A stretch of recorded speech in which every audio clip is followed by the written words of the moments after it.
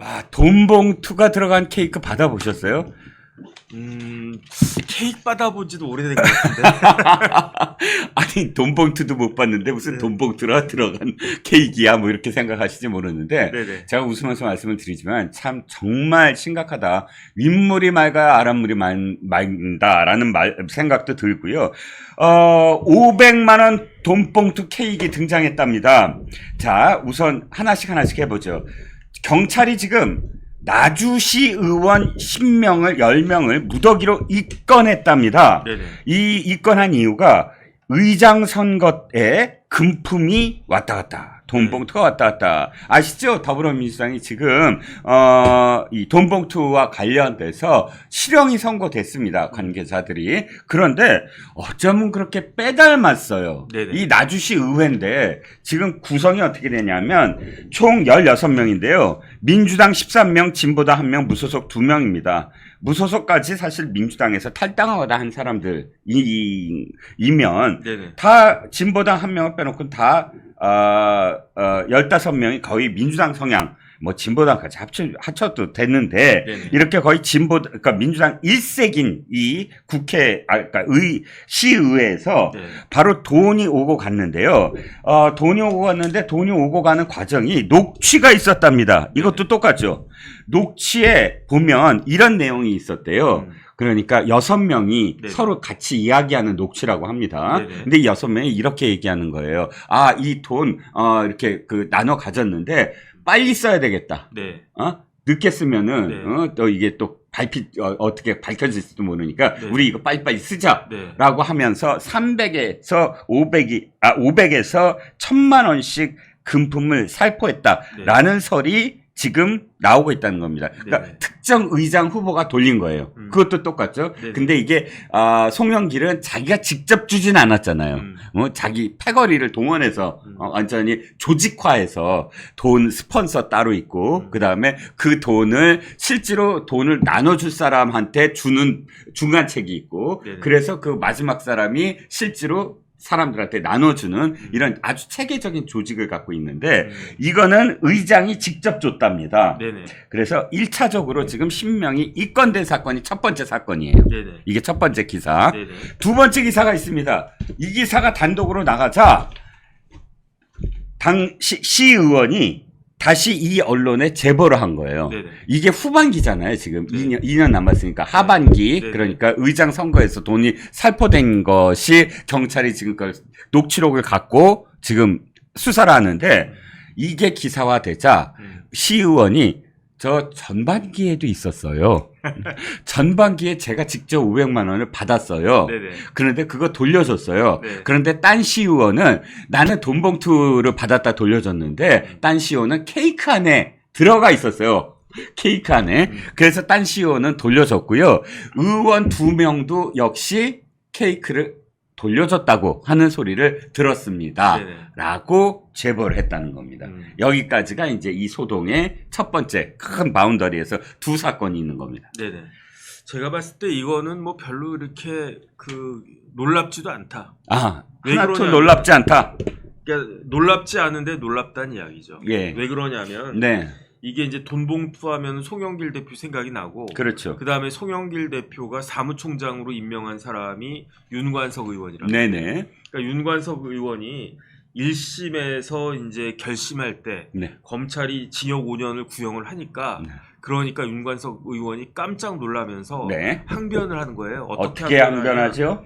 우리 민주당 내에서는 돈봉투는 관행이다 이렇게 이야기했단 말이에요. 그러니까 그 민주당 내에서는 돈봉투 돌리는 게 관행이니까 네. 그러니까 시의장 선거, 시의회 의장 선거라고 해도 네. 거기에 뭐 민주당 말고 나주시에 다른 데서 뭐 국민의힘이나 이렇게 뭐 다른 당에서 관여할 수 있는 게 아니잖아요. 그렇죠. 그러니까 이거는 시의회 의장 선거이긴 하지만 민주당의 당내 선거와 뭐 거의 똑같은 네. 그런 상황이니까 네. 그런데 민주당의 당내 경선에 있어서는 돈봉투는 관행이었다라고 누가 이야기했습니까? 민주당의 사무총장이 이야기했잖아요. 네네. 사무총장이 관행이면 다 관행인 거지. 네. 그러면서 이거 돈봉투 돌린 거는 뭐 지극히 있을 수 있는 일이다라는 생각이 드는데 네. 근데 진짜 이해가 되지 않는 거는요. 네네. 어쨌든 이런 관행이 있었다고 하더라도 윤관석 의원 비롯해가지고 네. 실형 나와서 지금 깜빵에 있잖아요. 네네. 그럼에도 불구하고 지금도 또 그 관행이 이어지고 있다? 이거는 진짜 경악할 만한 일이다. 네. 진짜 뭐 도대체 배우는 게 없어요, 민주당은. 왜냐하면 네. 지난번 청담동 제보 사건에서 그렇게 망신을 당해놓고 그렇죠. 이번에 또 계엄령 관련해서도 제보 있다고 하면서 있을 수 없는 계엄령 이야기를 갖다가 하지 않나. 네. 그런데 더 중요한 건 뭐냐면요. 네. 지난번에 이제 윤관석 의원 등이 형사처벌 받은 거는 네. 뭘로 처벌받은 것인가? 네. 정당법으로 처벌받은 거예요. 네네. 왜냐하면 이거는 네. 당내 선거니까 그렇죠. 공직선거법 위반이 아니에요. 네. 그런데 요번에 나주시 의원은 네. 국회의원도 아니고 네. 전라남도 도의원도 아니고 네. 일개 나주시 의원에 불과하지만 네. 형은 훨씬 더 세질 것이다. 왜요? 왜 세지냐면 예. 이거는 단순히 정당법 위반죄, 형량이 낮은 정당법 위반죄가 아니고 예. 이거 뇌물죄거든요. 아, 뇌물죄군요. 네네. 그러니까 뇌물을 서로 주고 받은 거예요. 예. 그러니까 시의회 의장이 되려고 하는 시의회 의원이 예. 그 직무와 관련해가지고 예, 예. 같은 동료 시의원으로부터 돈을 받은 거니까 예, 예. 돈을 준 사람은 뇌물 공여죄가 될 거고요. 네. 돈을 받은 사람은 뇌물 그 수수죄가 될 텐데 수뢰죄가 될 텐데 잘 아시다시피 뇌물죄는요. 네. 형량이 무지무지하게 세거든요. 네. 그러니까 저는 좀 이해가 되지 않는 게 나주시의회 의장을 포함해가지고 네. 시의회 의장이 그렇게 대단합니까? 그러니까 1인당 500만 원씩 줬으면 최소한 500에서 1000만 원 줬다는 거잖아요. 예, 예. 그러면 결국 5천에서 1억 사이의 돈을 돈 봉투로 뿌렸다는 이야기가 되는데 그렇죠. 그만한 가치가 있나? 그러니까 의원과 의장의 차이가 여기 나와 있는데 네네. 일단 기본적으로는 관용차가 지급이 된다. 관용차가 그다음에 네. 비서와 관련된 네네. 시 소속 직원들이 네. 파견 근무를 한다. 네네. 그러니까 비서 참모들을 둘 수 있다. 네. 뭐 이거고요. 네. 그 이외에 이 의사봉을 두드릴 수 있다. 권한이 꽤 있네요. 그래도. 예. 아니 그래도 네. 이렇게 깜빵 갈 일을 하면서까지 될 만한 그런 자리인가? 이권이겠죠. 아, 내가 세상을 너무 모르나? 아니 성남시 의회 의장이 누가 됐죠? 옛날에 최윤길을 누가 시켜줬죠? 김만배. 네네. 그 의장을 왜 했죠? 어쨌든 대장동 일당에 그러니까 성남시 도시개발공사 네네. 설립과 관련돼서 네네. 그걸 찬성하게끔 만들어 주려고 최 의장을 시켰잖아요. 아니 그때는 네. 성남 도계공이라고 하는 그러한 이권이 있었으니까 현안이 있었으니까. 그렇죠, 그렇죠. 근데 나주시에도 무슨 그런 현안이 있었나 보죠? 아니 기초단체장들은 어찌됐든 뭐 개발과 관련돼서 허가권이 있잖아요. 네네. 그러면 상당히 그 허가권을 갖고 개발을 하려고 하면 시의회에 뭔가 이권을 나눠주지 않을까요? 네. 아니 그냥 어거지로 생각을 하는 겁니다만 기가 막혀서 제가 지금 계속 생각이 드는 겁니다. 네네. 예. 나도 시의원이나 한번 해볼 걸. 좋은 줄 몰랐네. 옛날에는 진짜 왜 지방자치단체가 바로 시작해서 수년 동안은 네. 시의원 기초단체의 의원들은 거의 다 그 해당 그 토건족들이었다라는 소리가 굉장히 많았어요. 네네. 개발업자들 네네. 또는 환경과 관련된 그런 기업들. 네.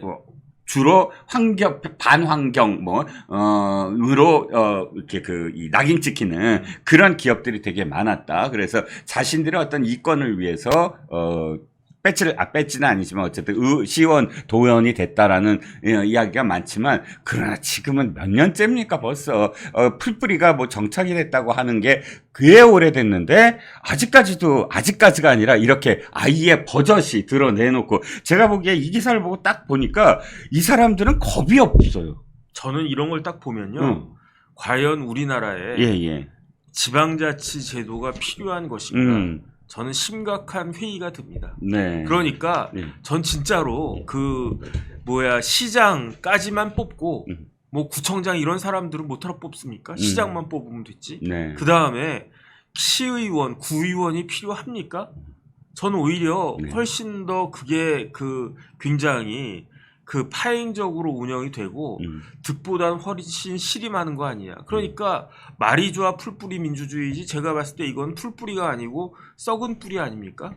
저는 이런 생각이 들기 때문에 네. 진짜 그냥 뭐 구청장은 진짜 그 관선으로 임명한 게 낫지 않나 싶고요. 네. 구의원 그다음에 이런 시의원은 차라리 뽑지 않는 게 낫지 않을까. 저는 그런 생각이 들고요. 오히려 이런 뭐라 그럴까 그 지방 토호만 양성하고 자기들끼리 돌아가면서 이렇게 돈 뿌리고 그다음에 또 그 돈을 뿌렸으니까 그거를 회수해야 되잖아요. 네, 회수해야죠. 돈 놓고 돈 먹기 아닙니까? 그러니까 오히려 그러면 우리나라를 병들게 하는 이러한 제도가 아닌가? 그냥 차라리 그냥 시장, 도지사 뭐 이런 정도만 뽑고 그다음에 뭐 지방의회 의원도 시의원이나 도의원 정도만 뽑는 게 그게 더 훨씬 효율적이지 않나. 지금 뭐 조선시대입니까? 우리나라가 인터넷이 그렇게 잘 깔려 있고 그다음에 실질적으로 직접 민주주의가 진행되고 있는 것과 마찬가지인데 그런데 이런 뭐 도의원 시의원, 구의원 이런 사람들이 과연 필요한가? 저는 진짜 굉장히 의문이 듭니다. 이 기사를 보면 난 정법전 정변이 말씀하시는 게 아니 그냥 다 수긍이 가요. 네. 사실 이 나주시만 또는 이런 기초단체 몇 군데가 문제겠다라고 말씀을 드리고 싶어요. 하지만 과연 그럴까? 또 민주당이라는 그 정당이 이 돈봉투가 최소한 1심에서 그렇게 선고가 나오면 정당 차원에서 부끄럽다, 국민들한테 부끄럽다라는 논평이 나와야죠. 전혀 그렇지 않잖아요. 너무 떳떳해 하잖아요. 그런 행동이 바로 이런 자신들이 속해 있는 시의원들이 이렇게 횡행하면서 버젓이 이렇게 겁도 안 내고 500만 원에서 1000만 원을 받는 게 너무나 당연한 듯이 금품을 수수하는 광경 참 저는 정변 말씀처럼 이게 이런 시의회가 왜 필요가 있나라는 생각이 들고요. 에피소드가 한 가지 더 있어서 네네. 요것만 말씀드리고 요 이슈 넘어가겠습니다. 6명의 의원이 의장 선거를 앞두고 한 장소에 모였대요. 이게 다 녹취가 돼 있대요. 네네. 근데 뭘 얘기하냐면 포섭 대상. 그러니까 네네. 지난번이랑 똑같아요. 누구한테 얼마를 주는 게 지금 가성비가 나올까? 이거를 서로 이야기했다고 합니다. 그래서 의원별 수수 지급 예정 금액을 다 차등화했대요. 네네. 그러니까 갑자기 회의장에서 난리가 났대요. 나 왜 이거밖에 안 줘? 쟤는 더 줬잖아. 네네. 하고 의장 후보한테 항의하는 소동이 벌어졌답니다. 네네. 그리고 또 한 가지가 아까 제가 말씀 조금 다르게 드렸는데 빨리 써버리자 하는 이유가 네네. 뭐였냐면 이 사람이 돌려달라고 하기 전에 돌려달라고 하기 전에 네. 돌려달라고 하기 전에 슬퍼지게 하기 전에 빨리 써버리자라고 결의를 했답니다. 네네. 6명이. 네. 이제 웃으면 안 되는데 너무 기가 막힙니다. 기가 막혀요. 자, 그런데요. 나주시 의회가 이런 기사가 나와서 민주당 일색인이 의회가 기사를 하나 더 찾아봤어요. 네네. 전남 5개 시의회 중에 나주시 의회가 회의 일수가 최저랍니다. 그러니까 나주시 의회는 지난해 상임위를 65일 열고 특별위를 8일 열었댔는데 순천시는 176일을 개최하고요. 네네. 목포는 121일, 여수는 111일을 개최했답니다. 그러니까 거기에 비하면 3분의 1에서 2분의 1도 안 돼요. 그런데 저런 의원들이 회의 잔뜩 하면 오히려 열심히 일하는 공무원들의 민폐만 더 끼치는 거 아닌가? 전 회의일수 작은 게 더 좋다라는 생각이 듭니다. 그쵸. 제대로 된 사람들이 모여서 회의해도 이게 참 힘들고 그런데 네. 저런 사람들이 썩은 사람들이 모여가지고 회의해봤자 썩은 냄새만 더 나지 뭐 더 좋을 거 하나도 없다. 저는 그런 생각 듭니다. 네. 자, 나주시 의회는 여기서 그치고요. 기초단체 얘기 하나만 더 해보죠. 네네. 정변하고 이 기사 다뤄봤어요. 성동구 의회인데 네. 굉장히 촉망받는 젊은 그런 구의원이 탄생됐다. 민주당 출신이에요. 네네. 그래갖고 그때 이 구의원인데도 불구하고 기사가 꽤 많이 났어요. 네네. 축구 선수도 했답니다. 네네. 그런데 정변과 제가 이 시간에 이 사람을 갖고 뭘 했느냐? 바로 이 사람이 벌였던 성폭행 네네. 관련해서 좀 분노했죠. 네네. 왜냐하면은 당시에 행사 투표일인가요? 네. 그날인가 그 총선 날짜였을 거예요. 그렇죠. 총선 날짜에 구민들과 함께하는 어떤 행사를 하고 축구 행사도 있었나 봅니다. 축구 후배들을 데리고 유흥업소에 가서 접객하는 종업원이 만취가 되어 있었나 봅니다. 술이 좀 취해 있었나 봅니다. 네네. 그랬더니 함께 간 그런 후배들을 망을 보게 하고 성폭행을 했다는 겁니다. 네네. 그것 때문에 이제 당시에 무리를 빚고 막 그 사진도 나오고 구속영장을 청구한 만에 했지요. 그런데 일단 구속영장은 기각이 됐어요. 네. 뭐 그건 크게 무슨 정말 말도 안 돼라고 생각을 했지만 그걸 갖고 오지 않았습니다. 제가 일부러. 그런데요. 단독 기사가 나왔습니다. 조선일보예요. 9월 2일자입니다. 그저께 기사예요. 제목은 이겁니다. 성동구 의회 윤리위원회 열어서 성폭행 혐의 의원 제명 결정.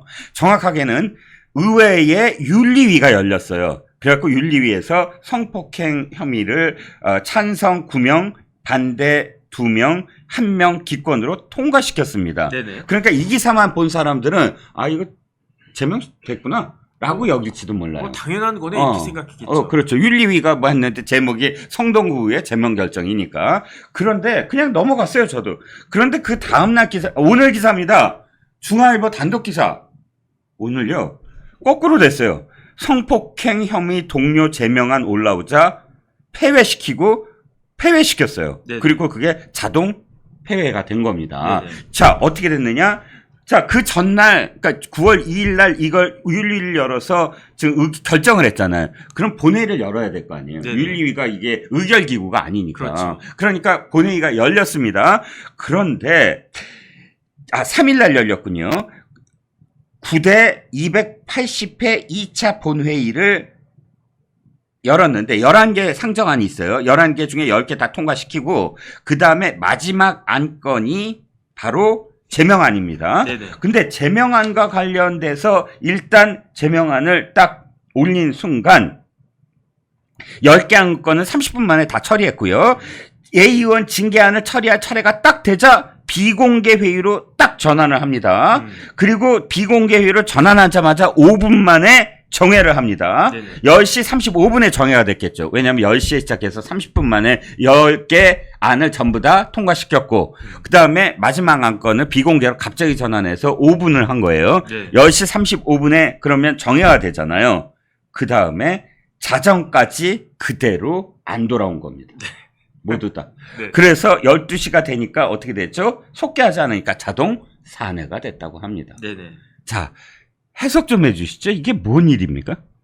그러니까 뭐 봐주겠다는 이야기인 거죠. 그냥 묵시적으로. 그런데 그 의원이라고 한 사람이 성동구 의회 최연소래요. 그러니까 전국적으로도 네. 그 지방 그 기초단체 의원 중에서도 거의 그냥 제일 막내급에 속하는 네. 거기에다가 운동선수 출신이라고 그랬잖아요. 그렇죠. 축구선수 출신. 네. 그 다음에 대학에서 박사과정까지 밟고 있대요. 근데 세종대에서 네네. 뭐 체육학과 관련된 이런 사람이 이제 그 유흥주점 가가지고 만취한 그 여종업원을 그 성폭행했다는 이야기거든요. 네. 이런 거는 거의 뭐 준강간이라고 그래요. 왜냐하면 정신이 없으니까. 네. 그러니까 그런 사람 그냥 그렇게 했다라고 하는 거니까.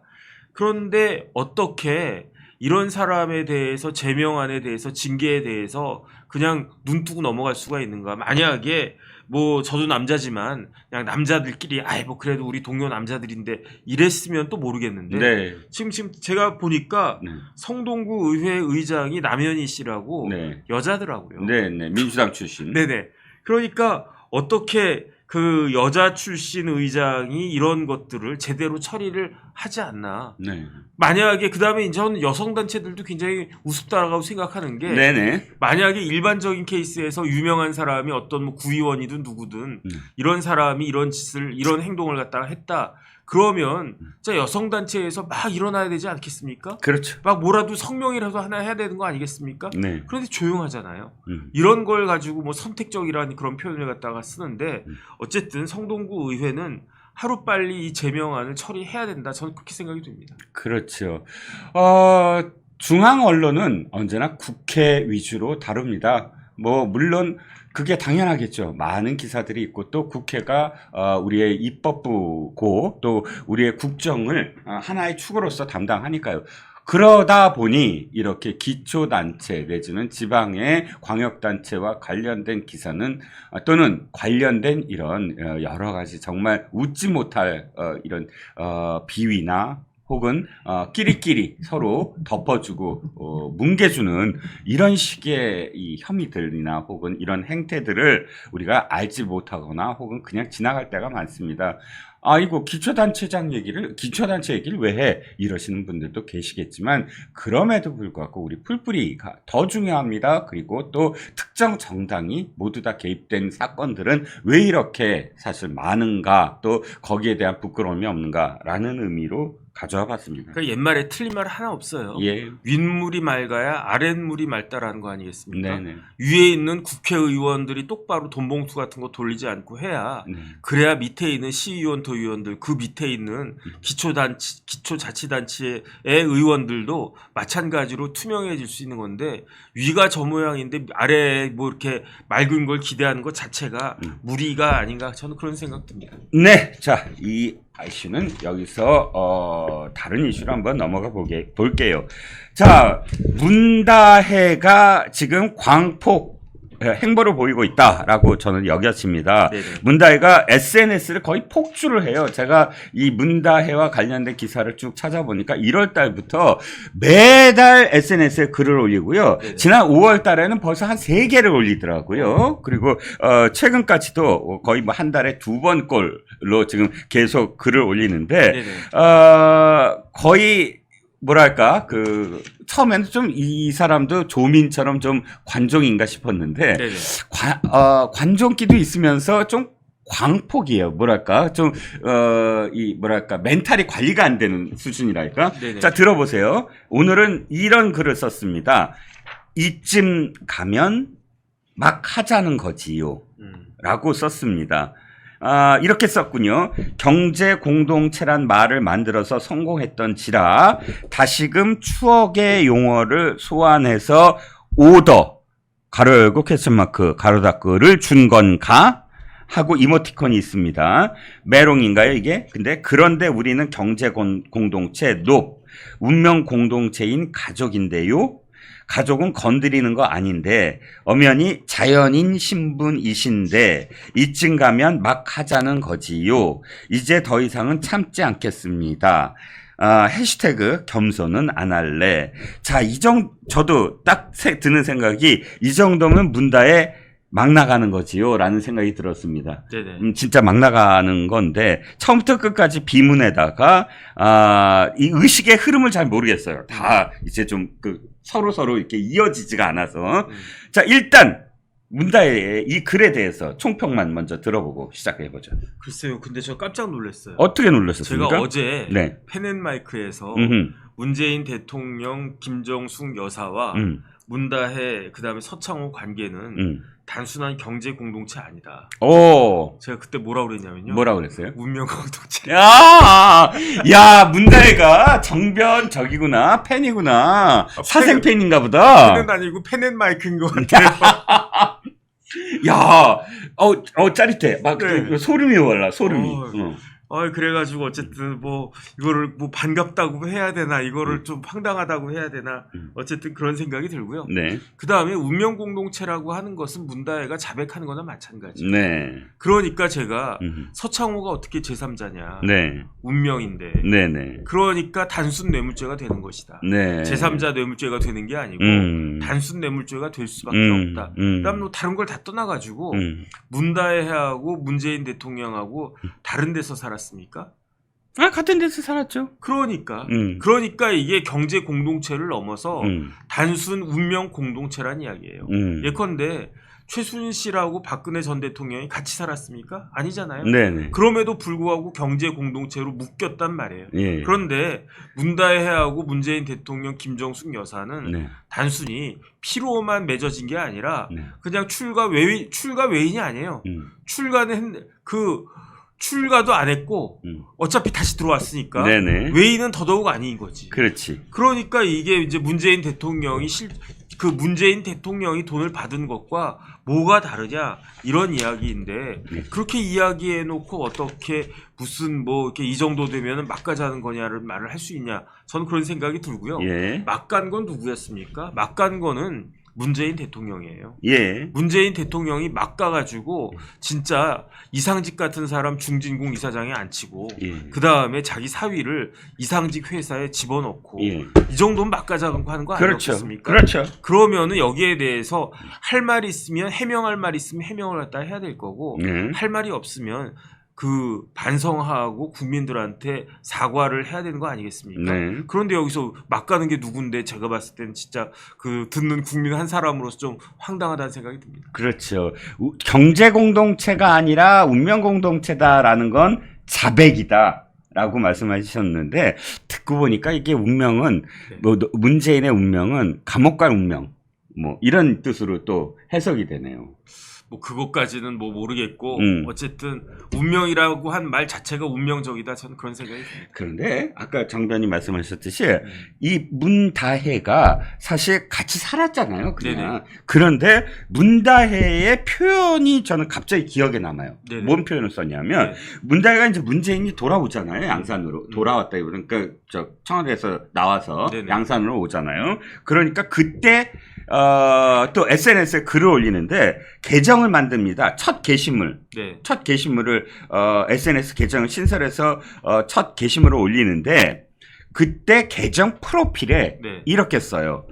슬하에 있길 즐기는 리얼 딸. 네네. 이렇게 씁니다. 네네. 슬하가 뭐죠? 네. 무릎이잖아요. 네네. 그러니까 왜 슬하에 있다, 슬하에 있는 자녀 뭐 이렇게 하는데 뜻 자체는 사실 의야 엉기둥둥 하는 유아를 무릎에 그렇게 보호하는 네네. 무릎에 앉혀서 보호하는 거기서부터 나온 말이거든요. 네네. 근데 자기가 결혼도 하고 물론 이혼했지만 아들도 있고 한 가정을 이뤄서 독립해서 살던 사람이 즉 슬하에 있기를 즐기는 리얼딸이라고 스스로 이야기한다는 거예요. 그거는 본인 생각인 것 같고 네. 문재인 대통령이나 김정숙 여사 입장에서는 꼴 보기 싫었을 것 같아요. 아니, 그렇잖아요. 다 큰 딸이 그야말로 캥거루족 아닙니까? 그렇죠. 다 큰 딸이 자기 애 데리고 와가지고 아니 제가 뭐 손자 손녀 아직 없으니까 그렇겠는데 네. 손자 손녀 보면 이쁘겠죠. 하지만은 맨날 그 집에 앉아가지고 할머니 이거 해줘 할아버지 이거 해줘 그러면은 이쁘겠습니까? 가끔 와야 이쁘지. 그런데 지금 그 모양이란 말이에요. 오죽하면은 만약에 제가 뭐 그 문다혜 씨가 뭐 이렇게 같이 사는 게 굉장히 좋았다 그러면은 양산으로 같이 내려가지 않았겠습니까? 네. 아니 다혜야 너 이혼하고 그다음 너 집도 제대로 변변치 않고 그러니까 양산 집 크잖아. 그다음 또 거기에 가면 또 경호원들도 많고 그러니까 같이 가서 살자 이랬을 것 같은데 문다혜가 제주도에 집을 사잖아요. 네. 별장이라고 하는데 집이었단 말이에요. 언제 사느냐? 2022년 7월에 샀어요. 네. 그러면 7월이면 언제입니까? 문재인 대통령이 한 두어 달 거두다가 도저히 안 되겠어. 왜냐면 5월 달에 청와대 나왔단 말이에요. 그렇죠. 두어 달 뭐 같이 살았을 수 있지. 예. 나 이제 안 되겠다. 그냥 너 나가서 살아라. 해가지고 산 집이 그 제주도 집이고요. 네. 그 등기부 제가 띄워봤단 말이죠. 예. 등기부 띄워봤더니 문다혜 씨의 주소가 예. 그 제주도 집으로 되어 있더라고요. 현재 그 당시에 그 당시에 2022년 7월에 예. 뭐 지금은 뭐 부암동으로 부암동이니까. 또 올라간지 모르겠는데 뭐 살기는 부암동 살아도 주민등록 거기다 해놨을 수도 있고 네. 부암동에 서울에도 집 하나 얻어놓고 제주도랑 왔다 갔다 했을 수 있을지 그렇죠, 모르겠는데 어쨌든 그렇게 살다가 이제 대통령 이제 끝나고 나니까 그러니까 이제는 슬하에서 슬외로 바뀐 거 아닌가 그런 생각 듭니다. 그렇습니다. 자, 이 말 좀 하나씩 제가 좀 꼬집어 보죠. 네. 가족은 건드리는 거 아닌데. 가족은 왜 잘못했으면 당연히 뭐 소환되는 거지. 건드리는 게 아닌 건 또 뭐며. 엄연히 자연인 신분인데. 자연인 신분이라는 게 대통령이 아니고 민간인이다 이거잖아요. 네네. 민간인이면 소환되면 안 되는 건가요? 대통령은 소환되면 안 되죠. 왜냐하면 네. 그게 헌법에 어쨌든 저기가 있으니까 그 현직에서는 형사상 소출을 받지 않으니까. 그런데 민간인 신분이면 소환되는 거 아닌가요? 네. 민간인 신분이니까 자연인 신분이니까 하면 안 돼? 그래 이쯤 가면 막 하자는 것 그래 다 좋아. 거기까지. 마지막 말이 네. 정말 저를 웃겼습니다. 이제 더 이상은 참지 않겠습니다. 그럼 어떻게 할까요? 어떻게 내가 먼저 물을 거야 지금. 나는 묻는 사람이야. 어떻게 하겠다는 건데 도대체 뭘 어떻게 하겠다는 건데. 제 생각에 이제 더 이상 참지 않고 응. 태국으로 도망갈 것 같아요. 아니 거기 정리하고 돌아온 게 아니가 아직도 릴리하우스는 계속되고 있나? 아니 지금 한국에 남아 있으면 그럼 막 부를 거 아니에요. 그러니까 아유 나 싫어 그러면서 옛날 살던 그 태국으로 제2의 고향 아니겠습니까? 태국이면은. 아 그렇군요. 네. 제2의 고향이군요. 그런데 여기에 윤건영이가 한 말이 또 좀 웃깁니다. 오늘은 좀 다 웃겨요. 윤건영이가 이렇게 얘기합니다. 김정숙 현금 전달은 퇴임 후고, 그 다음에, 아니, 지인한테, 딸, 친정 엄마가 돈 좀 융통할 수도 있는 거고, 근데 지인한테 붙여달라고 할 수도 있는 거고, 이렇게 계속 변명을 하다가, 네네. 결정적인 변명을 딱 합니다. 뭐냐면, 이때가 2022년도다. 네.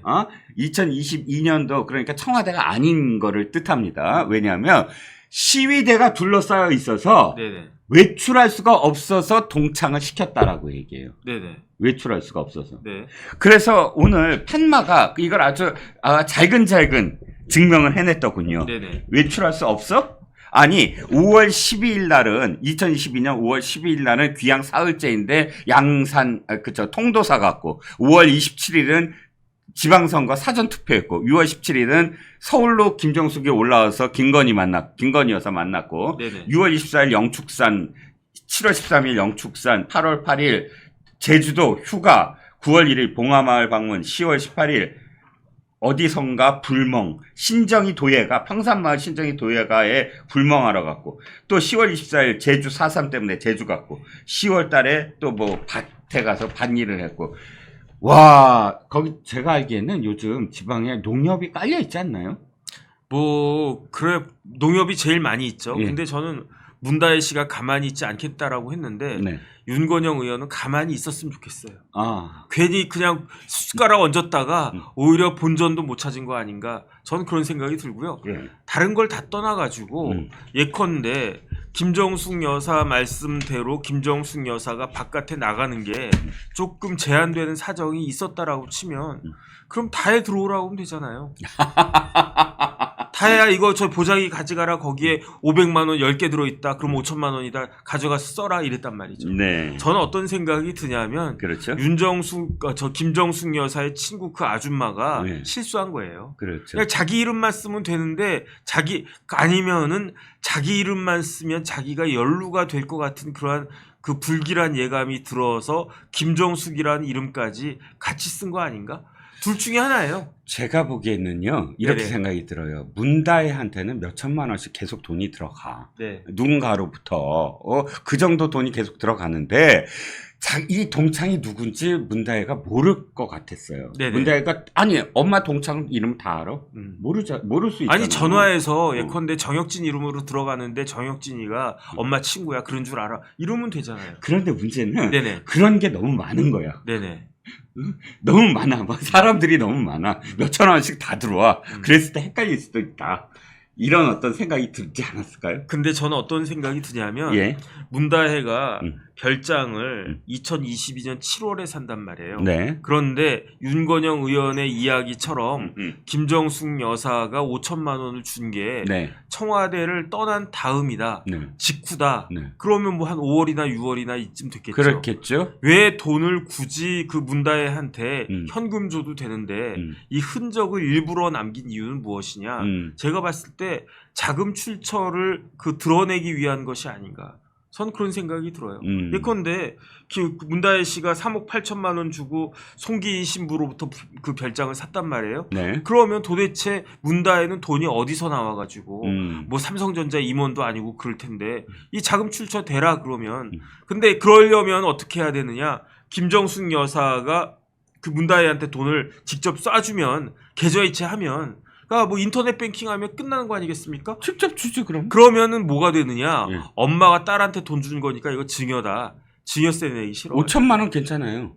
엄마가 딸한테 3천만 원 정도 아닌가? 어쨌든 5천만 원. 부모가 네네. 자녀한테 5천만 원까지 괜찮아요. 그 이전에 준 게 많아서 그런가? 어쨌든 그렇겠지. 제가 봤을 때는 세금 문제가 걸려 있는데 그런데 집은 사야 되겠고 그러면 집 사는 데 있어서 자금 출처가 있어야 되겠고 그러니까 그 어떤 아줌마한테 이 돈을 받았는데 그 돈은 뭐 어찌어찌 해가지고 뭐 빌려준 돈 받은 것이다 이런 식으로 꾸미려고 했다라고 이야기하지 않는 이상 이거는 도저히 해명이 안 되고요. 되고. 해명할 만한 일이 있으면 좀 저희 같은 사람 소설 쓰지 않게 좀 정확하게 이야기하면 되는데 뭐 참지 않겠다라고 했으니까 참지 마시고 참는 거 바라지도 않으니까 참지 마시고 자초지종을 시시콜콜하게 다 밝혀야 된다. 저는 그런 생각 듭니다. 그렇죠. 맞아요. 참지 않는 건 그거죠. 진실을 밝히면 돼요. 네네. 아, 맞아요. 참지 않는 게 무슨 뭐 흥분해서 뭘 던지고 이런 것도 아니고, 아, 이렇게 뭐 SNS 계속 이렇게 비문을 남발하면서, 지적 수준을 이렇게 드러내지 말고, 차분히, 참지 마시고, 흥분을 가라앉히시고, 진실을 이야기하면 됩니다. 도대체 엄마는 왜 5천만 원 현금을 동창한테 직접 준 걸까부터 시작을 해서 도대체 왜 지인이라고 얘기하는 양이네스와 또 유송화한테는 몇 천만 원씩 돈을 받았을까? 그 돈은 어디로 썼을까? 그리고 몇 천만 원씩 왜 경호처 직원한테 보내서 서울로 그 돈을 보내게 만들었을까? 등등 따져보니까 거의 10억이 넘는 돈이 왔다 갔다 했더라고요. 아니 다른 걸 다 떠나가지고 예. 국구식간대학에서는 참지 말라고 가르쳤습니까? 대학에서 뭘 배웠길래 지금 저런 식으로 SNS에다가 글을 올리는 거지? 참 희한하다는 생각이 듭니다. 그렇죠. 뭐 SNS 글만 얘기해도 참 끝이 없습니다. 뭐 5월 달에는 그들은 저열해도 우리는 품위 있게. 근데 지금 품위가 있어 보이는지 좀 말을 실천을 하라 이거고요.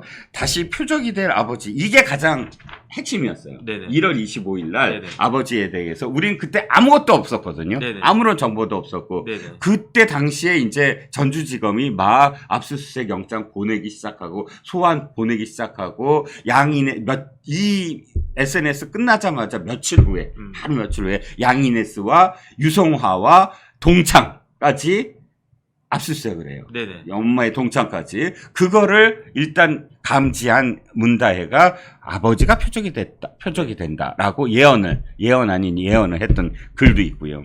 그런데 아버지 얼굴에 네. 먹칠한 사람이 누굽니까? 일반 국민들입니까? 전혀 그렇지 않습니다. 검찰입니까? 그렇지 않습니다.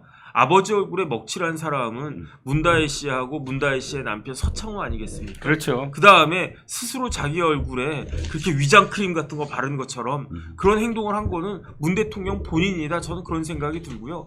그 다음에 오죽 별별 희한한 일들이 많지 않았습니까? 예. 김정숙 여사 옷이 178벌이라고 그랬잖아요. 네. 드러난 것만. 그렇죠. 178벌이면요. 열흘에 한 벌꼴보다도 더 그 많은 걸걸요 아마. 네. 어떻게 옷을 아무리 그 옷을 좋아한다고 해도 어떻게 열흘에 한 벌 정장을 갖다가 맞추지? 그렇죠. 저 같으면은 그 돈도 돈이지만 야, 저 옷 어떻게 보관하냐? 저는 보관할 것만 생각해도 그냥 깝깝할 것 같은데 이런 이상한 행동을 이런 게 한두 가지가 아니잖아요. 문재인 대통령이. 그렇죠. 그런데 무슨 고상한 이야기를 갖다가 한다라고 하는 게 전 말이 안 된다는 생각이 들어요. 예. 그 샤넬 관련해서 한국인이긴 하지만 샤넬 본사 디자이너를 소환해서 지금 조사를 했다고 하더군요. 네네. 그러니까 샤넬과 관련돼서 도대체 문정숙이 입은 바로 그 옷. 네네. 왜냐하면 지금 현재 한글 박물관에 보냈다. 샤넬이 기증했다 하고 한 옷은 새로 제작한 옷이라고 이야기하니까 그럼 도대체 김정숙이 입은 바로 그것은 어디에 있느냐. 네네. 이게 시작된 게 이종배 서울시 의원이 그것을 돌려주지 않고 스스로 보관하고 있는 게 아니냐라고 문제 제기를 하면서부터 시작이 됐는데 네네. 아직도 그 해당 옷이 어디 있는지 확인이 안 되고 있고요. 아마도 샤넬 본사 직원을 굳이 소환한 건 그 옷에 대한 행방을 묻는 게 아닌가. 근데 일부에서는 옛날 기사를 봤더니 샤넬이 갖고 갔다. 그래서 샤넬이 프랑스에서 그것을 전시하고 있다. 이런 식의 어떤 이야기가 일부 기사에 나와요. 하지만 그게 샤넬이 직접 확인해 준 건 아니거든요. 네네. 예, 그렇기 때문에 아마도 그 문제를 최종 확인하기 위해서 지금 그 기사가 나온 것 같은데 정변한테 묻고 싶은 게 있어요. 네. 그렇게 그 소환했다라는 기사를 보면 중앙지검 형사 몇 분가 그 2분가 조아라 부장검사더라고요. 네네. 그쪽에서 타지마할과 샤넬을 지금 계속 파고들고 있습니다. 네. 그리고 이쪽에서도 제가 보기에는 문재인도 소환될 건수가 아닌가요? 김정숙을 뭐 소환하는 건 당연하겠지만 네네. 중요한 건 예를 들어서 타지마할 같은 경우는 국고손실죄도 가능하지 않겠습니까? 국고손실죄 가능할 수 있죠. 예. 왜냐하면 비행기 뜬 게 1억이 넘어갈 테니까. 그렇죠. 그 다음에 예. 김정숙 여사는 뭐 영부인이라고 해도 네. 영부인은 그냥 일반적으로 통용되는 것이지 네. 영부인은 공직자가 아니에요. 네. 그러니까 김건희 여사가 뭐 받았다라고 했는데 음흠. 만약에 영부인이 공직이다. 네. 그럼 그거 뇌물죄 되는 겁니다. 그렇죠. 뇌물죄가 될 수도 있는 겁니다. 그다음 뇌물죄는 안 되겠다. 그거는 이제 대가 관계가 없다라고 그랬으니까. 네. 그러면 어쨌든 김건희 여사가 그 받은 게 그거는 그 김영란법 위반죄는 당연히 되는 거예요. 영부인이 공직자라고 한다면. 네. 그러니까 마찬가지로 김정숙 여사도 공직자가 아니고 그 뒤에 누가 있는 겁니까? 대통령이 있는 거잖아요. 네네. 그러니까 모든 칼끝은 대통령에게 문재인 전 대통령에게 향할 수밖에 없다. 이렇게 판단이 됩니다.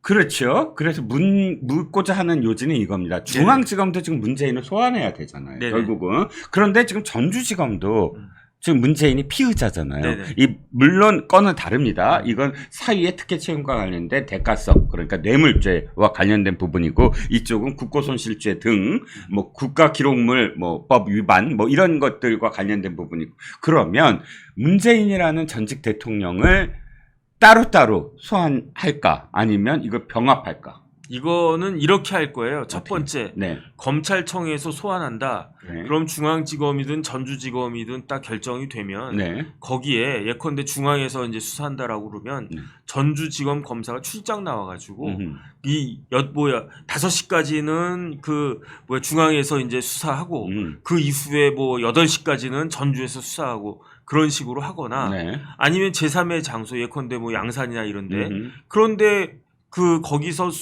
조사한다라고 하면 전주지검 검사도 거기로 출장 가고 중앙지검 검사도 거기로 출장 가고 거기서 같이 또 이제 시간 나눠가지고 할 거고 마지막으로 네. 서면 조사 있거든요. 네네. 서면 조사는 각각 날리면 각각 보내주겠죠. 네네. 그럼 그거 취합해가지고 결정을 한다. 이렇게 보시면 될 것 같습니다. 네. 자, 이 문재인과 관련된 소환은 원샷. 원킬일 네네. 수밖에 없겠죠. 이걸 네네. 뭐 2번 소환하고 각각 따로따로 전주에 갔다가 뭐 그러니까 서울에 갔다가 할 건 아니니까 말씀하신 대로 한 번에 끝나려면 그 두 가지 중에 한 가지로 할 수밖에 없다. 라는데 저도 뭐 고개를 끄덕끄덕 할 수밖에 없을 것 같습니다. 그런데 어쨌든 이번 추석이 네. 그냥 다른 휘영청 떠 있을 텐데 네. 그 달을 바라보는 문 전 대통령의 마음은 결코 편치 않을 것이다 이 생각이 듭니다. 그 달이 문인가요? 그 문인가요? 네. 슬픈 그야말로 누가 노래 불렀던 달림은 영창으로가 진짜 울려 퍼지는 건가? 뭐 아무튼 면역력이 왜 중요한지 말 안 해도 다들 아시죠? 저는 몇 년째 환신을 꾸준히 먹고 있는데 면역력만큼은 걱정 안 합니다. 요즘 같은 시대 튼튼한 면역력에 건강까지 쑥쑥 지금부터라도 환신 꼭 챙겨 드세요. 드셔본 분들만 그 진가를 느낄 수 있다니까요. 이제 면역력은 환신에 맡기고 건강하고 즐거운 인생 누리자고요. 요즘 부쩍 면역력이 걱정이세요? 면역력을 팍팍 튼튼하게 챙기고 싶으세요? 부담 없이 전화해서 지금 바로 상담 받아보세요. 아니 문재인 지금 전 대통령 문다혜 그리고 김정숙 이 문재인 전 대통령 일가에 대해서 검찰이 특히 전주지검이 수사에 지금 칼날을 완전히 지금 들이대고 있는데 여기에 대해서 정치권의 반응들이 쭉 이제 나오고 있어요. 사실 이 문재인 전 대통령과 주변에 뭐 문재인 전 대통령을 뭐 뇌물죄 사건의 피의자로 명시한 게 보도된 것이 지난 주말이거든요. 네, 네. 근데 이제 수요일이니까 오늘이 어제 저녁 늦게까지 보면 정치권들이 많은 말을 쏟아내고 있는데 특히 그 친문 쪽 정치인들의 반응이 참 황당무계하기 짝이 없습니다. 대표적으로 이 윤건영. 그 사람은 완전 뭐 대표적이잖아요. 윤건영은 문재인 정부 초기 때 청와대 국정 상황실장을 한 사람입니다. 네, 네. 그런데 이자가 또 저도 부산 출신이지만 부산 출신이에요 또. 네. 제가 다녔던 고등학교 맞은편에 있는 고등학교 아, 그랬어요? 나이는 어떻게 돼요, 이 사람? 참. 나이는 뭐 아마 69나 68쯤 됐을 겁니다. 근데 서울의 그 국민대 총학생회장을 했어요. 네. 예, 운동권 출신입니다. 예. 근데 이자가 지금 쏟아내는 말들이 지금 보세요. 김정숙 여사의 대리 송금. 그러니까 김정숙이 청와대 직원에게 보자기에 싸가지고 5천만 원 현찰을 주고 그 청와대 직원이 김정숙의 친구한테 보냈고 네. 그 친구가 다시 무통장 입금을 해서 문다희한테 보낸 거 아닙니까? 네, 네. 그랬더니 뭐라고 하느냐? 김정숙 여사의 대리 송금이 양산의 평산마을을 둘러싸고 있는 유튜버들 때문이다.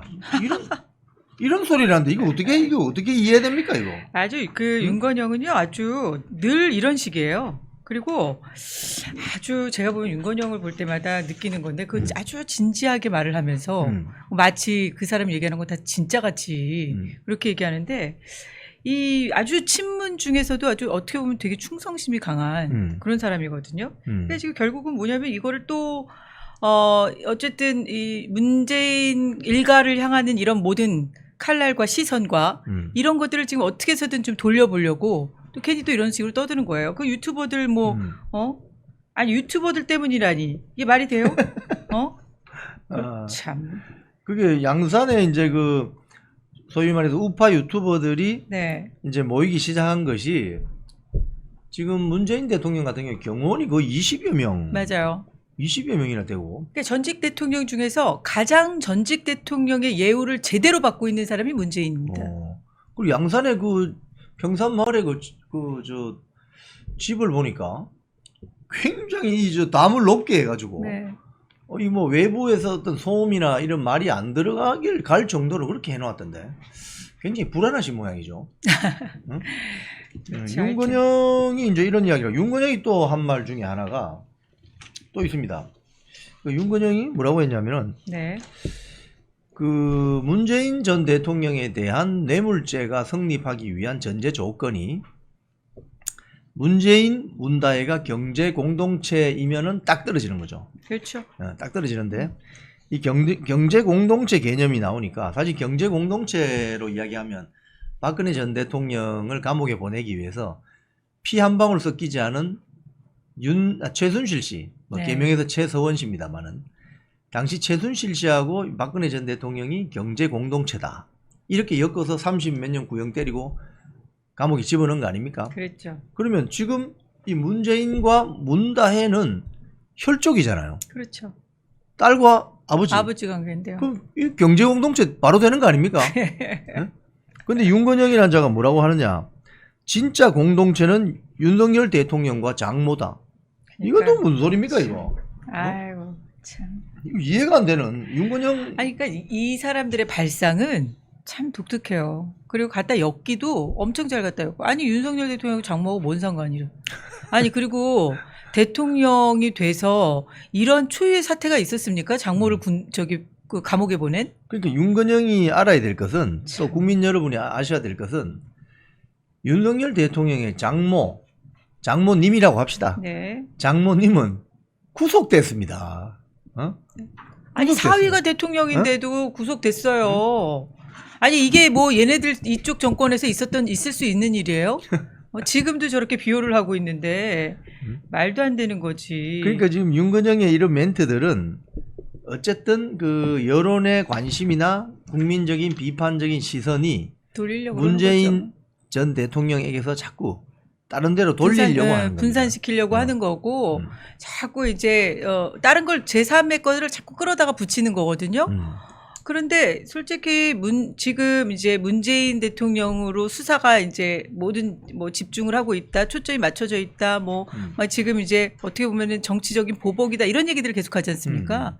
보통 이런 정치적인 보복은 정권 초기에 힘 있을 때, 예, 막 하긴 했어요. 그렇잖아요. 문재인 정부 지지율 막 70% 80%대 적폐청산이 돼서 얼마나 많은 일을 했어요. 그런데 사실 윤석열 정부가 처음에 초기에 지지율보다 지금 엄청나게 빠졌거든요. 그렇죠. 아니 지지율이 이렇게 빠졌는데 전직 대통령에 대해서 대통령실에서 또는 이 현 정권에서 이걸 마치 정치 보복을 한다는 명분으로 이걸 할 수 있습니까? 그럼 무너지는 거예요. 정권이 이게 거짓이라면. 지금 문재인 정부 때 했었던 것들 지금 다 박근혜 대통령 지금 다 재조명되고 있는 거 아닙니까? 맞습니다. 예. 그런 상황에서 이런 얘기하면 양심도 없는 거죠. 지금 거대 야당이. 경기지사 김동연 씨도 네. 또 한마디를 걸었는데 이 사람은 이제 지금 계속 대권에 이제 병이 문- 들어가지고. 문재인 전 대통령님 검찰 소환에 응하시면 안 된다. 아이고 저런. 아니, 검찰이 불렀나? 아직 부르지도 않았는데 왜 그래 갑자기? 아니 벌써부터 그래. 이제 이게 보면은 보십시오. 윤건영, 김동연 등등이 보면 다 비명계이거나 친문 계열입니다. 그러니까 이 문재인 전 대통령 일가가 지금 이제 수사를 받을 네. 가능성이 아주 크잖아요. 그렇죠. 지금 언론 보도를 보면은 추석 이후에 문다혜 소환 가능성이 아주 크고 아 추석 전에요. 네. 추석 이후에 추석 이후에 그 다음에 문다혜가 소환이 되면 결국은 최종 문재인 전 대통령도 그렇죠. 소환되어서 네. 조사를 받아야 되는 거 아니냐 이런 이야기들이 지금 나오고 있습니다. 아니 그 전직 대통령 검찰 포토라인에 세워서 망신 주겠다는 잔인한 공작이다 이런 얘기를 했거든요. 김동연이. 아니 이 사람은 박근혜 대통령한테 했던 거는 금세 까먹었나 벌써? 얼마나 망신 주기를 했어요. 이분들은 제가 이분들이라고 하니까 댓글에서 자꾸 저를 혼내서 이자들은 그래요? 전형적인 그 내로남불 세력이거든요. 지난 문재인 정권 5년을 생각해 보십시오.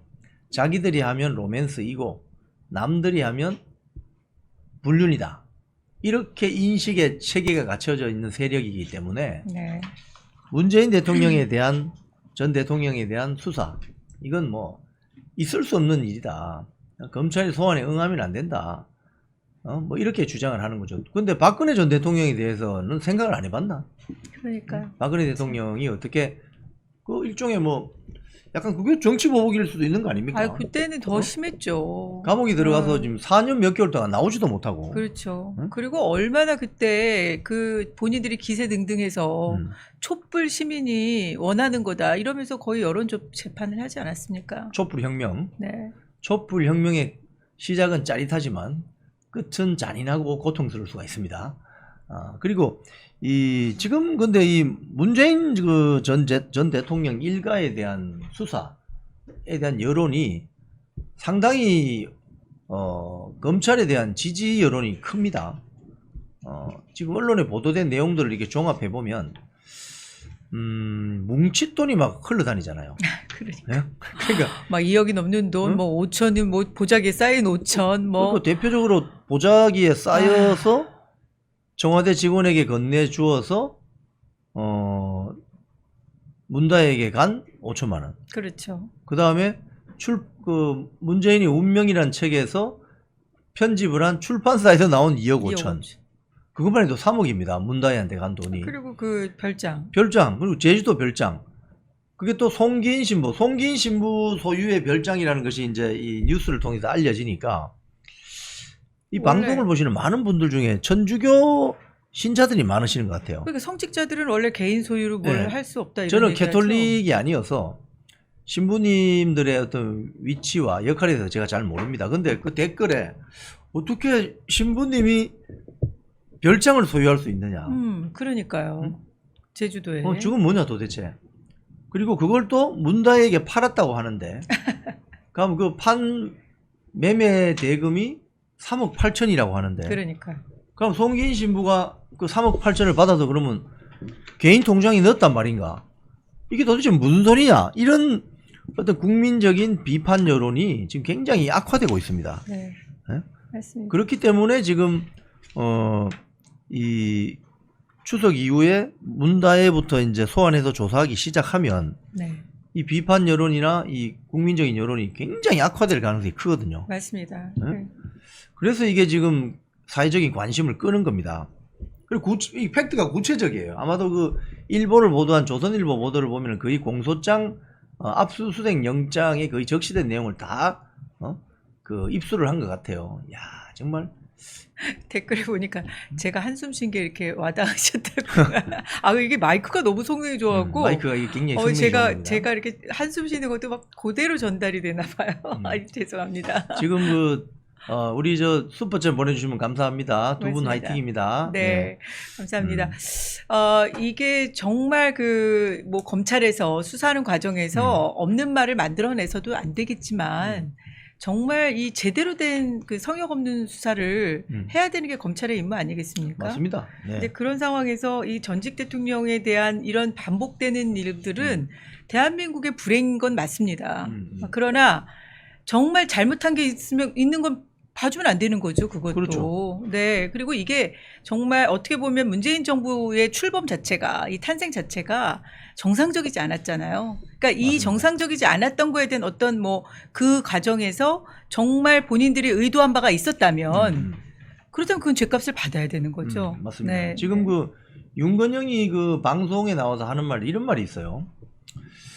아까 제가 말씀드린 그 진짜 경제 공동체는 윤석열 대통령과 장모, 네. 윤석열 대통령의 장모다 하면서 무슨 소리를 하냐면 노동의 대가로 문재인 전 대통령의 전 사위가 월급 받은 것을 어떻게 장인이 책임지라고 하는지 잘 모르겠다. 이거 완전히 이율배반적인 이거 완전히 얘기죠.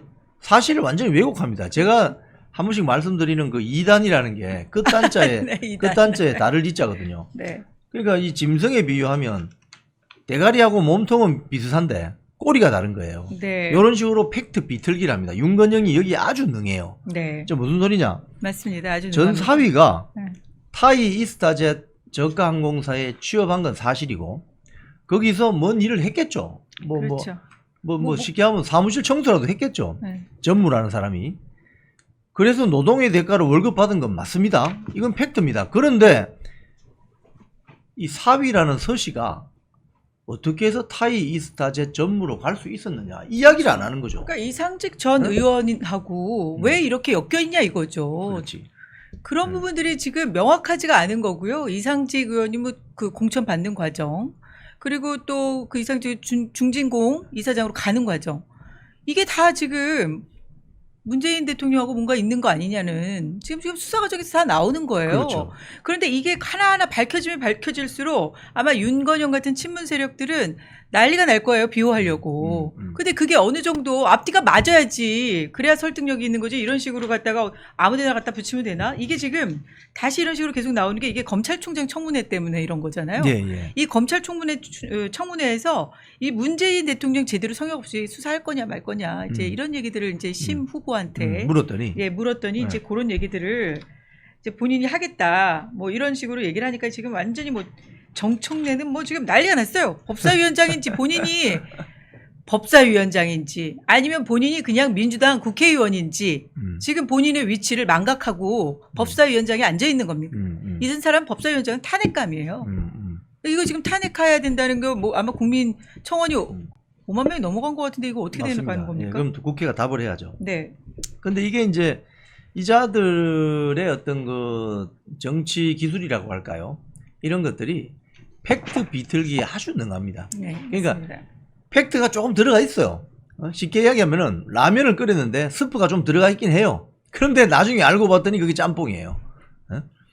완전히 다른 팩트를 비틀게 함으로써 이 주제를 이슈를 다른 주제로 전환시켜버리는 이 기술에 능합니다. 맞습니다. 여기에 넘어가시면 안 되는 거예요. 그러니까 윤건영이가 방금 이야기한 아니 문재인 전 대통령이 문제가 아니라 그 사위가 타이 이스타젯 항공사에 취업을 해서 월급 받고 일했는데 그게 무슨 문제냐 이렇게 이야기한단 말이죠. 그렇죠. 근데 방금 우리 박소영 대표님 말씀하신 것처럼 그 사위가 그러면 어떻게 타이 이스타젯 항공사 전무로 취업할 수 있었으며 그러면 그 대가가 이상직을 중진공 이사장으로 문재인 전 대통령이 보내줬기 때문에 그 음덕을 입고 있는 거 아닙니까?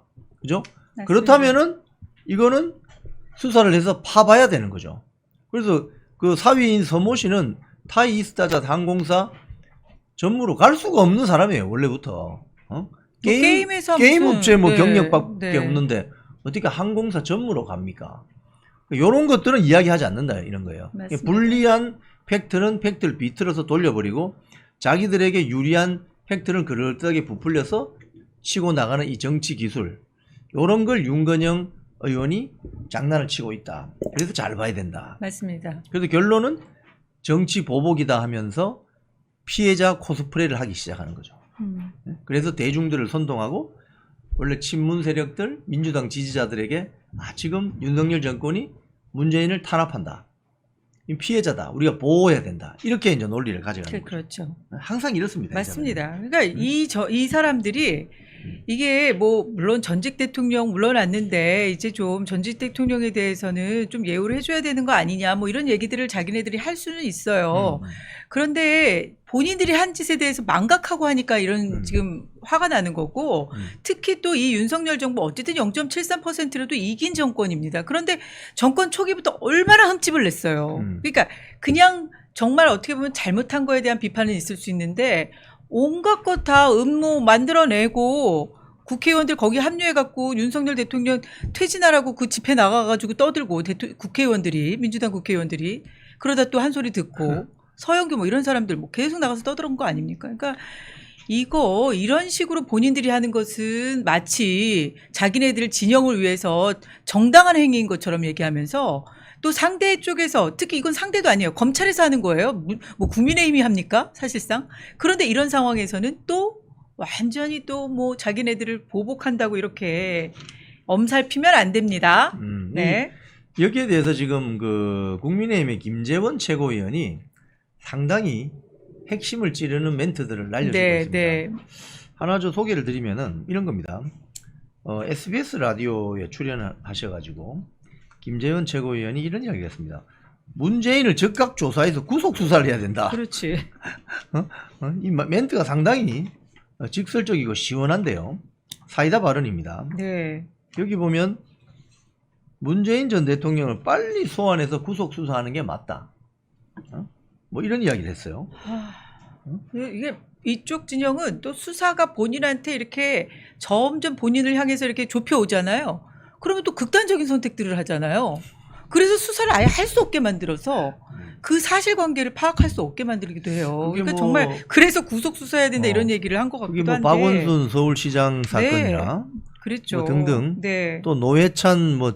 전 의원. 뭐 아쉬워하고 안타까워하시는 분들도 많지만 사실상 그때도 그 수사망이 좀 좁혀오면서 본인이 극단적인 선택을 하신 건데 그러니까 이런 부분에서 그리고 또 이 지금 노무현 대통령도 사실 그때 뭐 이런저런 말이 참 많았잖아요. 그러니까 노무현 대통령을 좋아했던 사람들도 많은데 근데 그런 과정에서 분명히 사실관계라든지 수사 이런 관계에서 보면 지금 쏙쏙 나오는 얘기들 보면 문제는 있었어요. 그리고 지금 이렇게 정청래가 배은망덕 수사다, 패륜 수사다. 아니 도대체 배은망덕이면 누가 누구한테 은혜를 입은 건데 누가 누구한테 은혜를 입었다고 지금 그걸 배신했다 이렇게 얘기하는 거냐고요. 지금 그 정청래가 그 배은망덕한 수사라고 이야기하는 건 그겁니다. 문재인 전 대통령이 윤석열 대통령을 당시 중앙지검장으로 파격적으로 승진시키고 검찰총장으로 또 승진시켰는데 이 은혜를 모르고 이런 배은망덕한 짓을 하느냐 뭐 이야기거든요. 근데 이게 참 말이 안 되는 것이 그걸 뭐 윤석열 대통령이 검찰총장 시켜달라고 했습니까? 자기들이 필요해서 시킨 거 아니에요? 자기들이 이제 그 뭐 살아있는 권력에도 뭐 하고 살아있는 권력에 대해서 수사하라 그랬잖아요. 성역 없이 하라며. 성역 없이 수사하라고 했잖아요. 그래서 윤석열 대통령은 당시 검찰총장으로서 성역 없이 수사를 하려고 조국에 대해서 메스를 들이댄 거예요. 아 근데 그 식물총장 만든 게 누구야? 또 본인들이잖아. 본인들이. 그러니까 이 자들은 입만 열면 거짓말이에요. 입만 열면. 그러니까 오죽하면 국민들이 윤석열 대통령을 그 대권 후보까지 만들었겠어요. 그 당시에 추미애 법무부 장관 세워놓고, 그러니까 그걸 그대로 바꿔갖고 이 현 정부에서 했다고 생각해 보세요. 추미애 그러니까 예를 들어 한동훈 장관이 추미애 역할을 했고, 그렇죠? 이원석 총장. 뭐 이런 식으로 해서 그걸 그대로 대입해가지고 본인들이 했던 걸 생각해 보란 말이에요. 참 이게 참 그런 측면에서 우리 김재원 국민의힘 최고위원 멘트는 상당히 좀 한번 볼 필요가 있는데 문재인 전 대통령을 빨리 소환해서 구속 수사하는 것이 맞고 아니 그분도 이제 법조인 출신이니까 이것뿐 아니라 김정은에게 보낸 USB 내용 뭔가, 그리고 해수부 공무원을 월북으로 조작한 사건. 이거 이래진 씨 말 들어보면 맞습니다. 돌아가신 이대준 씨 해수부 공무원의 형, 친형 이대준 씨, 이래진 씨 말 들어보면 기가 찹니다. 맞습니다. 이 사건이 터지니까 민주당 관계자들이 자신을 찾아와서 우리 이래진 씨 고향이 전남 완도니까 우리 민주당이니까 이거 자진 월북한 것으로 뭐 이야기해달라 이런 식으로 회유했다는 거 아닙니까? 그러니까요. 네, 그러니까 이래진 씨가 폭발해가지고 이 나쁜 사람들아 이러면서 반민주당으로 돌아서고 지금 열심히 그렇죠. 어떤 그 정체를 알리는. 그것도 민주당 지지자였다고 하잖아요. 민주당 처음에는. 지지자였죠. 그러니까 너무 그 민낯을 알고 분노하셔가지고 그 뭐 이가 다 그냥 상할 정도로 지금까지 맞아요. 투쟁을 하고 계시는 분이 이래진 씨인데 그 부분에 대해서는 그렇게 맨날 인권 얘기하고 그 다음에 뭐 맨날 그 북한 그런 쪽에다 뭐 자기네들이 온갖 그 선심을 다 쓰는 것처럼 그래놓고는 본인들한테 어쨌든 불리할 때는 아주 그냥 와 어떻게 그렇게 또 이런 이야기도 했습니다. 그 북한 어민들을 이제 쉽게 하면 월남을 했는데 네 이걸 뭐 북한에서 이 사람들이 뭐 아주 흉악 범죄를 살인을 했다 저질렀다는 뭐 이러면서 저질렀다는 북한 당국의 이야기만 듣고 그걸 어떻게 알아요? 그 사람들도 대한민국 영토에 있는 주민으로서 만약에 대한민국의 어떤 사법의 영역에 들어가면 수사를 하는 게 맞죠. 그렇죠. 그건 해볼 생각은 안 하고 그냥 강제 북송. 강제 북송시키는 네. 이런 짓을 문재인 정부는 했는데 이 백주 대낮에 북한으로 돌려보낸 사건들 그리고 자신의 한 30년 넘는 친구인 송철호 씨를 울산시장으로 당선시킨 이런 문재인 대통령이 그 정점에 있다는 거지. 그래서 이런 것들에 대한 수사를 안 하냐. 그리고 본인이 김재원 최고위원님 하는 말이 또 이런 게 있습니다. 본인이 최고위원으로서 이게 뇌물죄라고 계속 검찰 수사를 주장해 왔는데 그걸 검찰이 만지작하면서 수사하지 않고 이제 와서 겨우 진행이 되고 있는데 검찰도 이제 제 역할을 한 것인데 이게 무슨 보복 수사냐? 이게 무슨 보복 수사이고 폐륜 수사이고 어떤 정치 보복이냐? 그러면서 김최고 의원 말은 이런 겁니다. 과거 박근혜 정권을 몰아내고 난 다음에 탄핵 당하고 난 다음에 문재인 정권이 들어섰을 때 한 짓이 뭐냐는 거예요. 적폐청산위원회 아닙니까? 맞습니다. 각 부처마다 적폐청산위원회 구성해서 뭐 이렇게 정확한 워딩이 이렇게 돼 있네요. 민간인들로 하여금 인민재판까지 받도록 한 그때하고 비교해 보면 지금은 적법한 절차에 따라서 수사를 하고 있을 뿐이다. 그런데 이게 무슨 보복 수사냐? 이런 이야기를 하는 거죠. 김재원 최고위원이 말을 제대로 한 것 같습니다. 맞습니다. 네. 네. 아주 원래 그 김재원 최고위원이 잘 싸워요. 아주 상대편에 논리적으로 제압을 잘합니다. 방송에서도 그러시고. 면역력이 왜 중요한지 말 안 해도 다들 아시죠? 저는 몇 년째 환신을 꾸준히 먹고 있는데 면역력만큼은 걱정 안 합니다. 요즘 같은 시대 튼튼한 면역력에 건강까지 쑥쑥 지금부터라도 환신 꼭 챙겨 드세요. 드셔본 분들만 그 진가를 느낄 수 있다니까요. 이제 면역력은 환신에 맡기고 건강하고 즐거운 인생 누리자고요. 요즘 부쩍 면역력이 걱정이세요? 면역력을 팍팍 튼튼하게 챙기고 싶으세요? 부담 없이 전화해서 지금 바로 상담 받아보세요. 안녕하십니까. 최진정 변호사의 쓴소리 바른소리입니다. 오늘 이슈 문재인 문다의 4대 이슈 즉각 구속수사라입니다. 4가지 이슈가 있습니다. 첫 번째 이슈 문재인 사장이 서울시의 타이 이스타젯 취직과 관련된 2억 2,300만원 뇌물 의혹.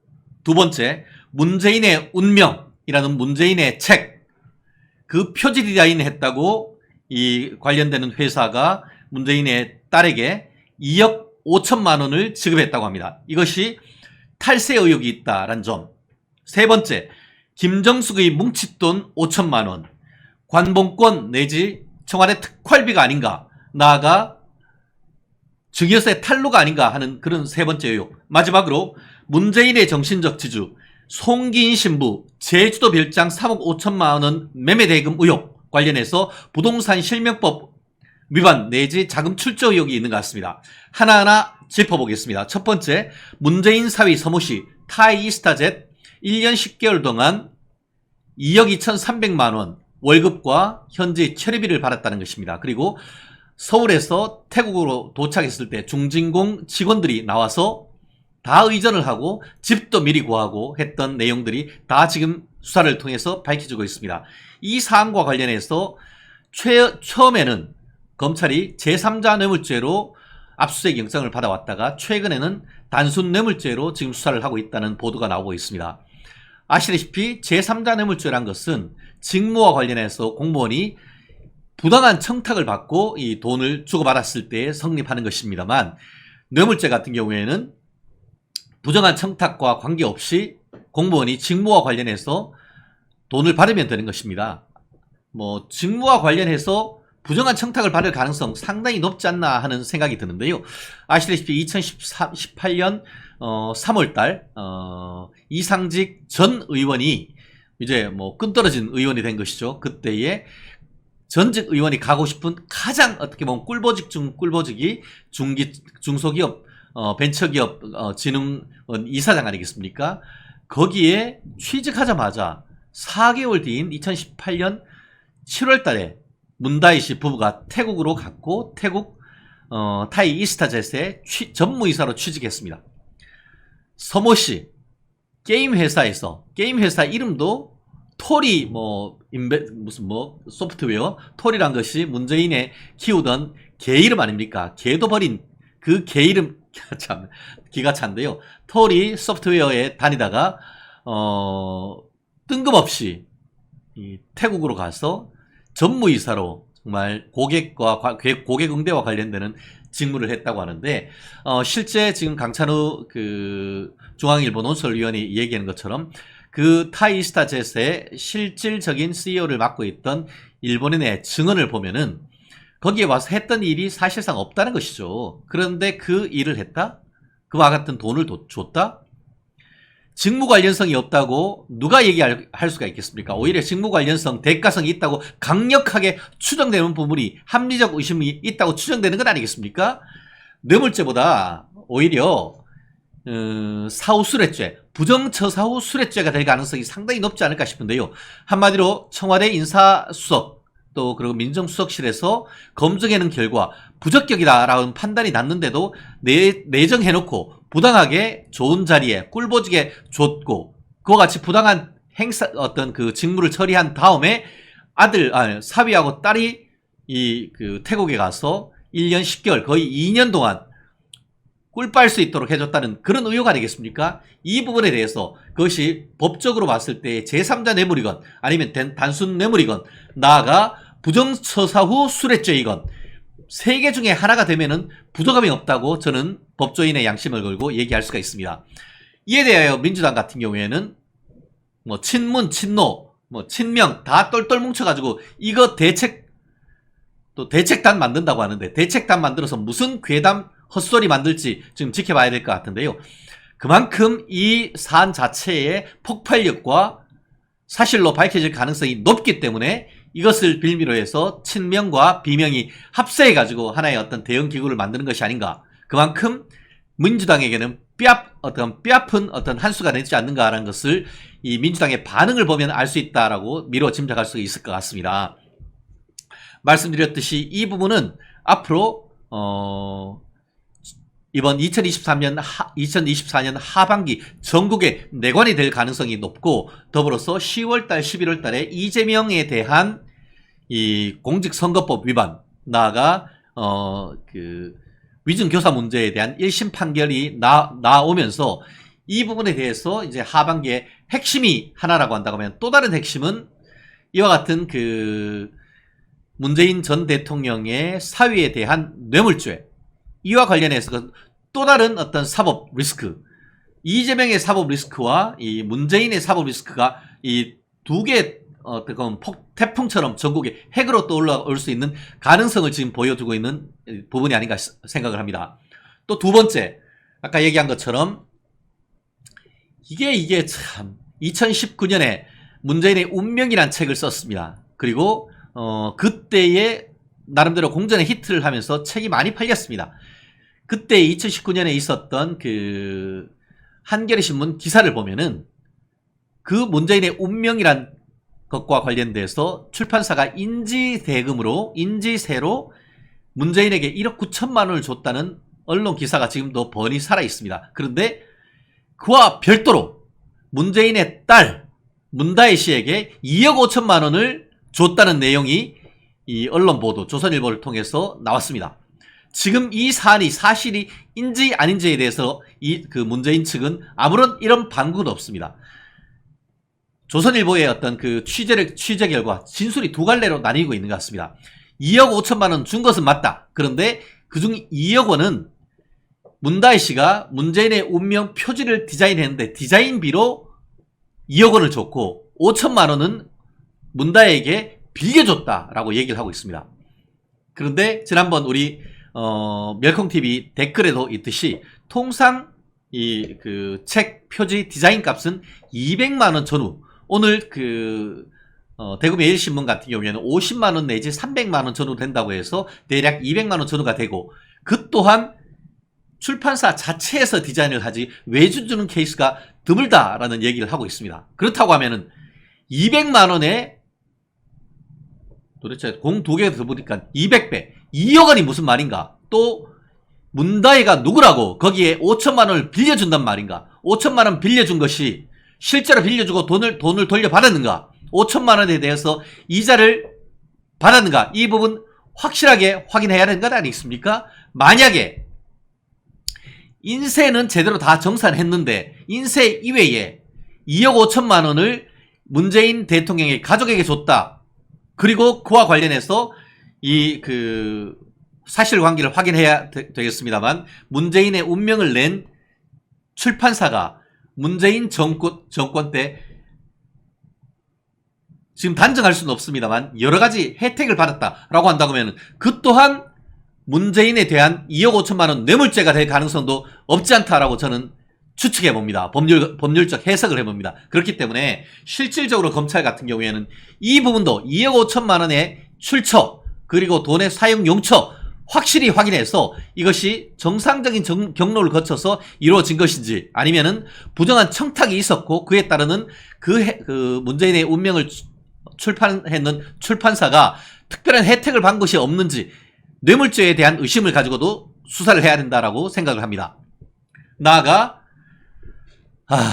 참 열받네요. 문재인의 부인 김정숙, 본인이 직접 주면 될 것이지 뭉칫돈을 싸가지고 직접 줄 것이지, 그것도 공무원을 시켜가지고 자기 친구한테 가서 자기 딸에게 송금을 하라고 시켰다고 합니다. 첫 번째 쟁점은 공무원이 돈 심부름하라고 준 겁니까? 공무원에 대한 직권남용 아닙니까? 물론 공무원이 아니기 때문에 직권남용이라고 할 수는 없죠. 그렇다고 하면 공무원이 거부할 수 있었습니까? 그러면 강요가 되는 것이죠. 강요나 협박이 되는 것이지, 갖다 주려고 하는데 그거 거절할 수 있었겠습니까? 그 뒤에 누가 있었는데? 대통령이 있었는 건 아니겠습니까? 거부할 수 있었겠습니까? 그런 어떤 갑질했던 공무원에 대한 갑질 의혹이 있는 것이고, 더불어서 그 돈을 왜 직접 돈을 주면 되는 것이지 친구한테 줘서 보냅니까? 친구도 무통장 입금하면서 혹시나 문제될까 두려웠나요? 괄호 열고, 그러니까 홍길순, 가명으로 홍길순 괄호 열고 김정숙이라고 썼다는 건 아니겠습니까? 그 사실 자체만 봐서도 부정한 돈이라는 추측이 가능한 것 아니겠습니까? 왜 이런 추측을 합니까? 지금 이미 그 문재인 어떻게 보면 대통령 재임 당시에 수도 없는 옷, 그 몸매에 기성옷을 살 수가 있겠습니까? 결국 본인의 어떤 그 비서관으로, 행정관으로 데리고 있던 양모 씨의 엄마인 의상실에 가가지고 관봉권으로 돈을 계산했다는 그런 의혹이 있기 때문에 그 연장선상에서도 혹시 이것이 청와대 특활비 내지는 관봉권으로 이 부정한 돈을 만들어가지고 문다혜 딸에게 준 것이 아니냐는 그런 합리적 의심이 가능하지 않겠습니까? 그렇기 때문에 검찰 같은 경우에는 이 부분이 과연 김정수 개인 돈인 것인지 아니면 그것이 국가의 예산으로 책정된 특활비를 뒤로 빼돌린 것인지 여부에 대해서도 의혹을 가지고 수사를 해야 된다라고 저는 믿어 의심치 않습니다. 나아가 마지막 네 번째 의혹이 송기인, 문재인의 멘토, 문재인의 정신적 지주라고 할 수 있는 부울경 지역, 어떻게 보면은 그 좌파와 관련되는 어떤 정신적 지주라고 할 수 있는 송기인 신부가 신부의 지위에 있으면서 제주도 요지에 협재해수욕장 인근에 참 어이가 없네. 저도 가지고 있지 않고 진짜 보통 사람이면 생각도 어려운 제주도 별장을 가지고 있었다는 것이 충격인 것이고, 거기에 이번 여름 휴가를 문재인이 가서 휴가를 지냈다는 것 아니겠습니까? 그리고 그 송기인 신부의 명의로 된 이 제주도 별장에 얼마 전에 3억 5천만 원 주고 문재인의 딸 문다혜 씨가 그것을 샀다는 것 아니겠습니까? 그런데 한 언론 기자들이 취재를 해본 결과 문다혜 씨가 예전에 제주도에 살았다는 것 아닙니까? 그 집에. 그리고 그 집에 살다가 태국으로 가면서 그 집에 대한 관리가 제대로 되지 않았고, 이번에 갔더니만 겨울 바람에 야자수가 3개가 있었는데 야자수는 관리가 안 되고 부러져 있었다라는 그런 현장 스케치에 대한 기사를 봤습니다. 그렇다고 한다고 하면은 송기인 신부가 평소 때 어디에 살았습니까? 송기인 신부가 그 명의로 돼 있으면서 제주도에 살았습니까? 송기인 신부가 그 별장에서 오래 살았습니까? 오히려 지금 언론 보도를 본다고 하면은 명의는 송기인 신부로 돼 있습니다만 거기에 살았는 것은 문재인의 딸 문다혜였다라는 그런 얘기가 있는 것 아니겠습니까? 그렇다고 하면은 과연 그 제주도 비양도 별장이 송기인 신부의 것이었습니까? 아니면 문재인의 소유였습니까? 국민들은 그것을 묻고 있습니다. 혹시 이 별장이 부동산 실명법을 위반해가지고 문재인의 집이었는데 그것을 차명으로 보유하고 있었는 것이 아닌 것인지, 실질적으로 사용, 수익, 관리를 누가 해왔는 것인지 이 부분 밝혀야 되는 것 아니겠습니까? 실질적으로 문다혜 씨가 사용했고 제주도에 있는 태국에 가 있는 동안 사실상 제대로 관리가 되어 있지 않았다는 그런 의혹이 있었던 건 아니겠습니까? 그렇다고 하면은 이 부분에 있어서의 첫 번째부터 네 번째까지에 있었던 문재인, 문다혜와 관련되는 의혹, 검찰은 반드시 수사해야 한다라고 저는 믿어 의심치 않습니다. 더불어서 일반 공무원이 2억 원 뇌물을 받았다. 당장 구속영장 치는 건 아니겠습니까? 야, 그런데 검찰이 그동안 뭘 했습니까? 2019년에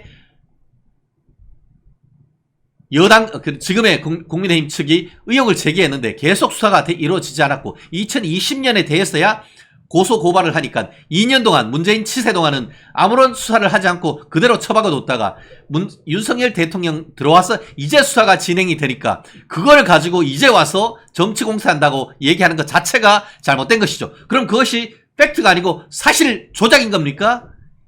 이재명이 얘기하는 것처럼 사실을 문재인 지금 검찰이 조작하고 있는 겁니까? 사실에 대해서 실체적 진실을 밝히는 그런 위원회를 민주당에서 먼저 만들어야 되는 건 아니겠습니까? 대책위원회를 만들 것이 아니고 실체적 진실을 밝히기 위한 실체적 진실규명위원회를 민주당이 만들어야 되는 건 아니겠습니까? 그에 대한 대책위원회를 만든다는 것이 국민의 눈높이에 맞는 겁니까? 오히려 이 부분에 대해서 민주당, 특히 이재명은 이것이 진실인지 여부를 문재인 대통령에게 직접 가서 오늘입니까? 며칠날 간다고 합니까? 이게 진실입니까? 물어서 진짜 진실이라고 한다고 하면은 대한민국 헌법 11조 법 앞에 평등이라고 있습니다. 당신도 나처럼 수사를 받아라. 수사를 받을 때 직접 나가가지고 포토라인에 서라 라고 오히려 이재명 대표는 문재인한테 얘기해야 되는 건 아니겠습니까? 이런 부분 이재명 대표님 반드시 양산에 가서 전달해 주시기를 간곡히 부탁드립니다. 더불어 검찰에게 꼭 호소드립니다. 신속하게 조사를 해서 사실관계를 명명백박하게 밝혀주시기를, 그리고 일반 공무원이 2억을 받았을 때에 그 혐의가 인정된다고 하면 당신들 어떻게 하지? 구속영장 치지 않습니까? 문재인에 대해서 변호사 해줄 사람들 많습니다. 그 사람들 어떻게 대응하는지 한번 지켜보겠습니다. 말씀드린 것처럼 이 문재인의 딸 문다의 4대 의혹 반드시 철저하게 수사하고 협의가 인정된다고 하면은 즉각 구속영장 치라는 것 꼭 말씀드리고 싶습니다. 지금까지 최진정 변호사의 쓴소리 바른소리였습니다. 고맙습니다.